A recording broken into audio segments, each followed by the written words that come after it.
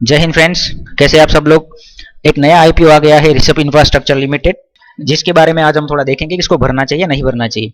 सबसे पहले बात करें तो ये 1982 के अंदर स्टेब्लिशमेंट हुई थी, जो कि मैन्युफैक्चरिंग, डिजाइन और डेवलपमेंट करती है मेजर इंस्ट्रूमेंट एंड इंडस्ट्रीज के अंदर। और दूसरी बड़ी बात है कि ये एनर्जी सेक्टर के अंदर भी काम कर रही है। आगे अगर हम देखें तो ये यूरोप के अंदर मतलब विदेश के अंदर भी अपना कारोबार कर रही है और वहां पर भी सेम एनर्जी सेक्टर के अंदर काम कर रही है, मैन्युफैक्चरिंग भी कर रही है और सर्विस भी प्रोवाइड कर रही है। दूसरी बड़ी बात इसकी यह है कि ऋषभ इंस्ट्रूमेंट है वो 4 सेगमेंट के अंदर अपना काम कर रही है। एक electrical material control, potential device, portable based in measuring instrument and solar string invest, तो इसके अंदर भी ये काम कर रही है। इन फ्यूचर ये कंपनी अपना ग्रोथ अच्छा करेगी। अभी अगर हम बात करें आईपीओ डिटेल्स की, तो आईपीओ डिटेल्स, आईपीओ ओपन हो रहा है 30 सितंबर को, क्लोज हो रहा है 1 सितंबर को। फेस वैल्यू इसकी 10 है, जो एक बड़ी बात है, मतलब पॉजिटिव पॉइंट है। प्राइस बैंड इसने रखा हुआ है 441 का, लॉट साइज है इसके 34। टोटल इश्यू जो कर रही है कंपनी वो है 490 करोड़, जिसके अंदर से फ्रेश इश्यू ओनली 75 करोड़ है, 75 करोड़ है।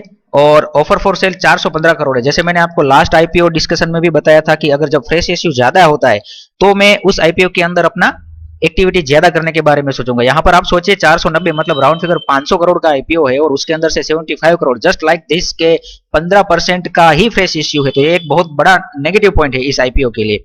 आगे देखते हैं क्या क्या है इसके अंदर। रिटेल पोर्शन 35% के हिसाब से है, तो ये प्लस पॉइंट है।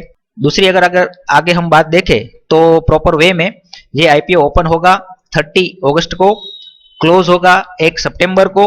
अलॉटमेंट कब होगा? 6 सितंबर को हमें पता चलेगा कि आईपीओ लगा या नहीं लगा। सपोज करो लगा तो हमारे डीमेट के अंदर वो 8 सितंबर को जमा हो जाएगा, वरना पैसे रिफंड हो जाएगा। लिस्टिंग ऑफ डेट जो है इसकी 11 सितंबर की है। एक लोट के लिए 14,994 रुपए यहां पर अलॉटमेंट के लिए लगेंगे। आईपीओ के प्रमोटर की बात करें तो 80% प्रमोटर में से वो 10% ही सेल कर रहे हैं, ये भी एक प्लस पॉइंट है। बात करते हैं इसके फंडामेंटल की, तो फाइनेंशियल डिपार्टमेंट के अंदर इसके एसेट्स जो है 2021, 22 और 23 में 511 से 563 मतलब राउंड फिगर 10% के करीब, और 563 से 648 के करीब हुआ है। तो ये प्लस पॉइंट है कि कंपनी काम कर रही है। रेवेन्यू की बात करें तो एसेट से कम है रेवेन्यू हर एक जगह पर, तो ये थोड़ा सा नेग्लिजिबल पॉइंट माना जाएगा, थोड़ा सा, लिटिल बिट, ज्यादा नहीं। प्रॉफिट आफ्टर टैक्स की बात करें तो 2021 में इसने काम किया 402 का, और प्रॉफिट आफ्टर टैक्स कमाया उसने 35 करोड़ का, मतलब 9% के करीब।